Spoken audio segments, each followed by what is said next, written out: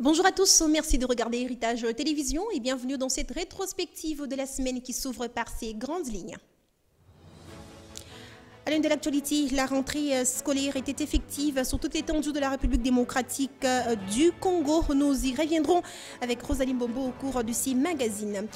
À suivre également en justice, nous vous parlerons de la condamnation de Constant Mutamba, ancien ministre de la Justice, à 3 ans de travaux forcés et 5 ans d'inéligibilité dans les dossiers des détournements des fonds alloués à la construction d'une prison à Kisangani. Voilà tout pour les titres.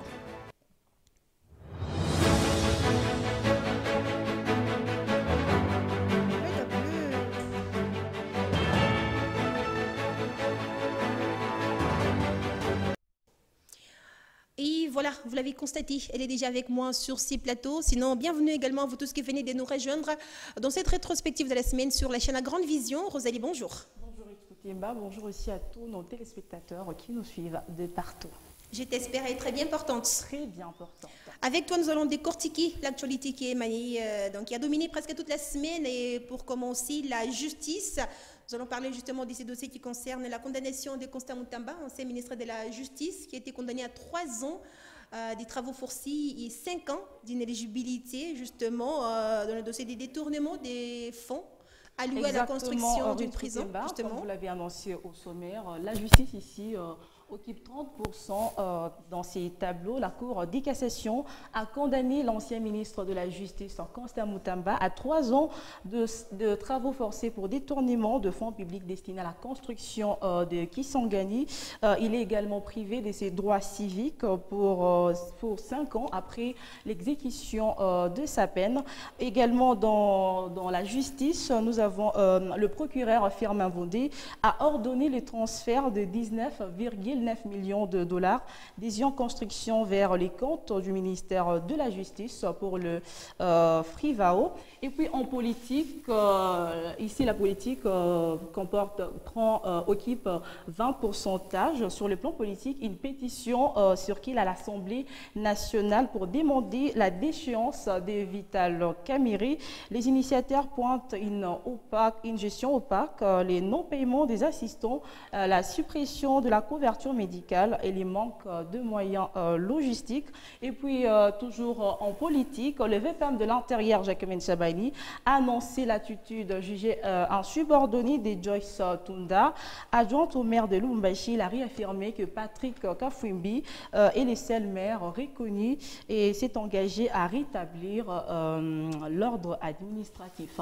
En sécurité, ici, l'actualité a été dominée par le milice Wazalindo qui ont refusé les déploiements de certaines forces contestant leur légitimité. Et puis, toujours en sécurité, les 10e dialogues annuels sur la paix et la sécurité en Afrique du Sud s'est ouvert les 3 et s'est clôturé le 6 septembre à Gauteng, en Afrique du Sud, sous l'égide de la Fondation Thabo Mbeki. Il faut noter ici que la délégation du Front commun pour les Congos, représentant l'ancien président Joseph Kabila, a participé, reflétant son engagement en faveur de la paix sur les continents. Et en éducation, comme vous l'avez annoncé au sommaire Ruth Koutemba, l'actualité a été dominée d'abord par la rentrée scolaire 2025-2026 qui a débuté le 1er septembre. Et puis, le ministre de la Justice, Raissa Malou, a réaffirmé l'engagement du gouvernement à consolider la gratuité de l'enseignement des bases et améliorer la qualité de l'éducation, notamment par l'intégration des technologies. Et en santé, le ministère de la Santé a confirmé le jeudi 4 septembre une nouvelle épidémie d'Ebola à Boulapi, dans le Kasaï. Les analyses l'INREB ont confirmé la présence du virus, marquant ainsi la 16e épidémie enregistrée en RDC. Et pour finir, en sport, ici le sport occupe 15%. La RDC s'est imposée avec autorité face au Sud-Soudan le vendredi 7 septembre à Juba contre 4 buts à 1 lors de la 7e journée des éliminatoires de la Coupe du Monde 2026. Grâce à ces succès, les Léopards prennent la tête du groupe B avec 16 points. Rosaline Bombo, merci pour cette belle présentation.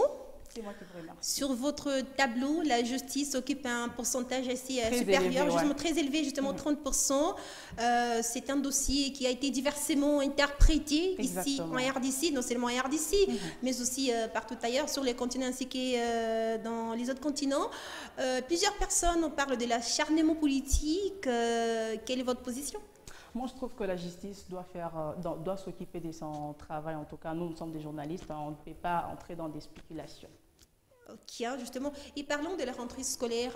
Cette année, elle a été vraiment particulière comparativement aux années précédentes. On n'a pas vraiment senti cet engouement? En tout cas, cette année, je trouve que la rentrée scolaire a été très, très timide dans certains établissements scolaires. Ouais, c'est un peu ça. Justement, merci pour cette belle présentation. Mais je vais vous garder sur ces plateaux. Je vais vous garder sur ces plateaux, mesdames, messieurs. La rétrospective de la semaine se poursuit. Nous allons passer à notre dossier du jour et c'est tout de suite.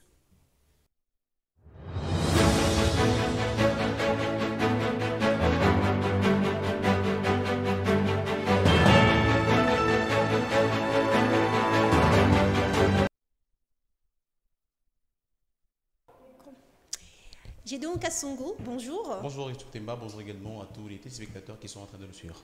Nous vous espérons être très bien portants. Oui, ça va très bien, c'est pas vous également, si ça va.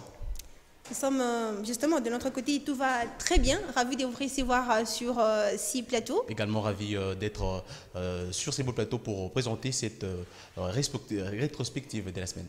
Justement, après avoir décortiqué, après être revenu sur les sujets qui ont dominé l'actualité toute la semaine, à présent nous allons parler du dossier du jour, un dossier très intéressant. Je voudrais que vous l'annonciez.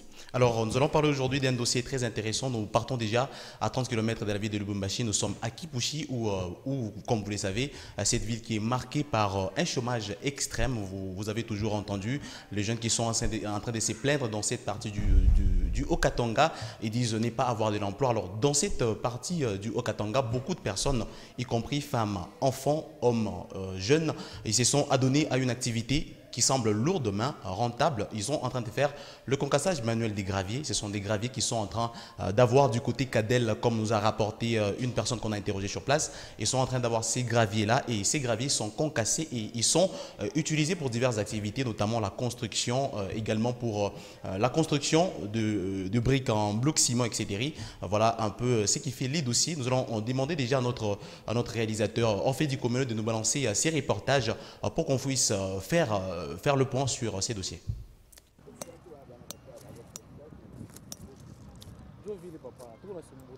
À Kipushi, cité minière située à 30 km de la ville de Lubumbashi, la lutte contre le chômage a poussé des centaines d'habitants à se tourner vers une activité inattendue mais rentable, les concassages manuels des graviers. Hommes, femmes et même enfants s'y donnent chaque jour pour subvenir à leurs besoins. Ce travail nous aide beaucoup. Nous vivons bien dans nos ménages, avec nos familles. Les enfants partent à l'école, se nourrissent, ils s'habillent seulement grâce à ce travail.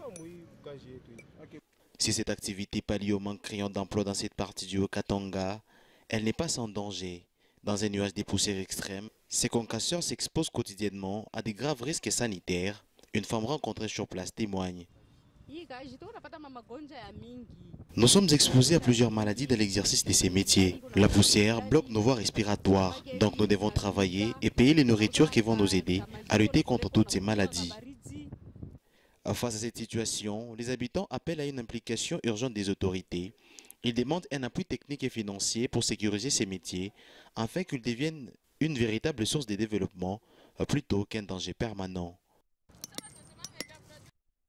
Je le disais, c'est un dossier très intéressant. Nous étions à 30 km de Lubumbashi, dans le territoire de Kipushi, Gédéon Kassongo. Exactement, c'est un sujet très intéressant. Nous sommes déjà en train de voir que la population de Kipushi est en train de s'adonner à cette activité qui est rentable. Mais derrière cette rentabilité se cachent des conséquences majeures, comme nous rapportent les pratiquants même de cette activité. Beaucoup de personnes sont en train de se plaindre de cette activité parce qu'ils sont en train de s'exposer à des graves maladies, notamment la poussière. Vous voyez, le concassage des graviers, c'est quelque chose qu'on fait à la main avec des marteaux, etc. Donc, ils sont exposés tout le temps à la poussière et cette poussière est en train de bloquer les voies respiratoires. Comme nous a rapporté l'une des femmes ou les pratiquants de cette activité depuis Kipushi, je vous prie de suivre cet élément.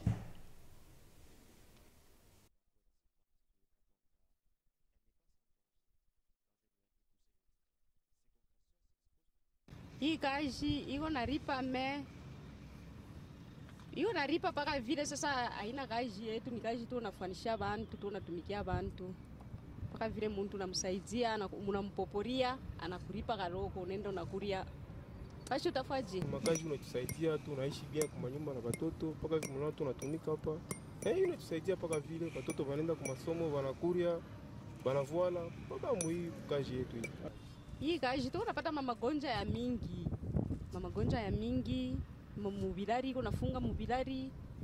Pake hivi unatumika, unauza kama jibo na koreko na kunwa kabarizi. Mamalari kwa ya mingi leo natubamba. Kisha bengine beko natukula mabikozi, bengine biko na bafunga, bengine beko nengera mu hospitalo. Tu ya hii makazi. Bon conséquence paka vile mnasema mamvumbi. Bon njui maibo tu nakotola, bon ni maibo inakuwa na mpe na ma pourcentage ya minere. Alors conséquence ile kupale ni hivi hatuna na bintu vya kutuproteger nabyo, makashine, magan, malinette, kwa bile njo binatukosea njo pale bino natukree mamalari paka vile mamaoma, mabikozi, après na tuwe na bintu vingine vile vitatufikia tena. Bon, autorité bo venye wanaona vile makashi tunatumika ni paka manani hatuna na maekipement yote ile ku complet.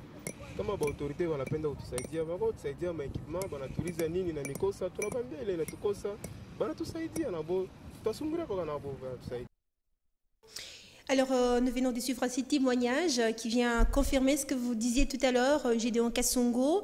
Alors, ces personnes exercent cette activité tout en n'étant pas équipées, ce qui les expose aux différentes maladies, vous le disiez. Exactement, ces personnes sont en train d'exercer cette activité qui est rentable, mais ils sont exposés à diverses maladies comme les déclarés des personnes que vous avez à suivre dans cet élément. Donc ce sont des personnes qui sont exposées à des poussières, comme ils sont en train de les déclarer, ils sont en train de pratiquer une activité qui est rentable, mais accompagnée de plusieurs conséquences. C'est-à-dire ils n'ont pas d'équipement nécessaire afin de prévenir les maladies qui peuvent accourir. Donc comme vous l'avez vu dans ces reportages, il y a des femmes, les enfants qui sont également en train d'exercer cette activité. C'est-à-dire que c'est une activité rentable pour les habitants du coin, également les enfants qui sont en train peut-être de chercher la rentrée scolaire, qu'est dire de ceux qui sont peut-être orphelins et sont en train de se chercher comme ça dans cette activité. Alors Rosalie Mbombo, nous avons vu toutes les couches sont représentées, ce qui a beaucoup plus attiré mon attention, l'aspect qui m'a vraiment beaucoup plus attiré, c'est les enfants, de voir les enfants leur placer à l'école, mais on les a vus s'adonner à cette activité. En tant que citoyenne congolaise, quel message fort pourrais-tu bien lancer aux parents, justement, que nous suivons? Je trouve que c'est intéressant pour les enfants, pendant la période des vacances, ils peuvent faire ça, mais lorsqu'il y a reprise de cours, donc ils doivent laisser et puis continuer avec les cours. Genre, les enfants partent à l'école, puis ils retournent et commencent encore à exercer leur métier, genre les concaves et tout, c'est pas trop bien. Dans les contextes où les parents sont dépourvus des tout moyens financiers. Donc les parents vraiment doivent vraiment travailler, doivent bosser dur vraiment pour leurs enfants. Gédéon Kassongo, vous avez également échangé en off avec quelques enfants sur le lieu justement de l'événement. Qu'est-ce qu'ils disent en fait les enfants? Ils ont quand même de rêves justement. Voilà, ils ont des rêves. Donc le fait qu'ils s'adonnent à cette activité, c'est juste, moi je dirais, c'est juste pour subvenir à certains besoins que les parents n'arrivent pas à combler parce que nous sommes dans un pays où la conjoncture ne permet pas qu'aux parents de couvrir à 100% des besoins de leurs enfants. Alors lorsqu'un enfant voit que son père, sa mère ne couvrent pas 100% de ses besoins, il a des besoins personnels bien sûr. Donc cet enfant accourt à cette activité afin de subvenir aux besoins secondaires parce que les parents sont là bien sûr pour subvenir aux besoins primaires qui sont peut-être la scolarisation, la nourriture, etc. Et eux, ils sont là dans cette activité juste pour recourir ou pour combler les besoins secondaires. C'est-à-dire, moi personnellement, je lancerai les messages aux parents d'être responsables parce que nous voyons que dans cette activité, les enfants sont exposés. Nous parlons, entrons un peu dans l'anatomie, vous voyez que le corps de grandes personnes, c'est très différent. Le corps des enfants est fragile par rapport au corps des grandes personnes. Si le corps d'un parent peut respecter, peut supporter bien sûr ces poussières qui bloquent les voies respiratoires, c'est qui n'est pas peut-être le cas pour un enfant. Donc ce sont juste des expositions que les enfants Donc il faut que des précautions soient prises. Voilà, il faut que des précautions soient prises. Peut-être que les autorités compétentes peuvent aussi songer à la population de ces coins pour peut-être leur équiper des choses qui sont nécessaires, notamment des cache-nez, peut-être des bons concasseurs. Pour les autorités. Voilà. ils ont lancé une sonnette d'alarme aux autorités qui ont d'ailleurs suivi cet élément pour qu'ils puissent mettre à leur disposition les moyens nécessaires. Quand je parle des moyens nécessaires, ce n'est pas seulement les cache-nez, il y a aussi les concasseurs. Les concasseurs, c'est pas industriel comme je peux le dire, parce que si vous voyez cette activité, ils sont en train de concasser avec des marteaux, avec des grosses pierres, etc. Donc ce sont des risques. Une personne peut s'est cassé peut-être le doigt, etc. Donc ce sont des risques qui sont en train, ils sont en train de s'exposer à des risques, c'est-à-dire les autorités compétentes doivent être là et penser à la population de ces coins afin d'abolir le chômage, parce que c'est un coin de la capitale qui préfère bien de la province du Haut-Katanga qui souffre beaucoup du chômage. Je crois qu'il faut quand même rendre hommage à tous ces parents qui se donnent à cette activité pour payer la scolarité de leurs enfants, parce qu'il y a d'autres qui font le contraire, hein, qui cambriolent des maisons et ces actes qui n'encouragent pas beaucoup plus. Voilà. C'est déjà la rentrée scolaire, c'est-à-dire moi j'encourage déjà tous les parents qui sont en train de s'adonner à cette activité afin de subvenir aux besoins de leurs enfants. Notamment, la rentrée scolaire a commencé, c'est peut-être les parents le temps de se rechercher enfin, d'assurer la scolarité de leurs enfants, parce qu'on dit les enfants c'est l'avenir de demain après-demain. Lorsque tu ne scolarises pas tes enfants, ne t'attends pas à avoir un avenir meilleur, parce que rien ne va tomber du ciel. C'est que nous sémons aujourd'hui, nous allons les récolter et récolter bas. Bien que l'activité soit rentable, il est aussi important d'assurer sa propre protection. Voilà, on dit la santé n'a pas de prix, peu importe la rentabilité de cette activité. Moi, je dirais que les pratiquants doivent aussi prendre des précautions, ne pas attendre seulement les autorités, parce que à payer un cache-nez, ça ne coûte pas 10 000 francs, ça ne coûte pas 20 000 francs. C'est avec un 500, un 1500 sur un cache-nez, c'est-à-dire les précautions doivent être prises premièrement par les pratiquants de cette activité, afin que les autorités peuvent venir, mais c'est après qu'eux-mêmes se gardent que les autorités peuvent songer à eux. Merci pour ces dossiers de la semaine. Je le disais, il est vraiment très intéressant. Avant que nous ne concluions, Rosalie, un mot en rapport avec le dossier des Gédéons que nous a amené à Kipouché. D'accord, un mot que je peux dire, que je peux lancer aux parents, c'est juste d'être responsable, de s'occuper des enfants, en fait. D'être responsable. Justement. Ouais. Alors, je crois nous allons... Merci Rosalie pour ta présentation. Merci. Nous sommes déjà presque à la fin. Je donne également merci. Merci Rokhtemba. Merci également à tous les téléspectateurs qui sont en train de nous suivre. Alors, mesdames et messieurs, c'est par ici que nous mettons un terme à cette rétrospective de la semaine. Voilà, nous allons rappeler les titres. Nous sommes revenus sur la rentrée scolaire qui était effective sur toute l'étendue de la République démocratique du Congo. Au cours de cette rétrospective, nous sommes également revenus sur les dossiers de la condamnation de Constant Mutamba, ancien ministre de la Justice et garde des Sceaux, condamné à 3 ans de travaux forcés, 5 ans d'inéligibilité dans le dossier des détournements des fonds alloués à la construction d'une prison à Kisangani. Mesdames et messieurs, c'était votre rétrospective de la semaine. Merci à vous de nous avoir suivis sur Héritage Télévision. Nous fixons rendez-vous la semaine prochaine. À très bientôt sur vos antennes.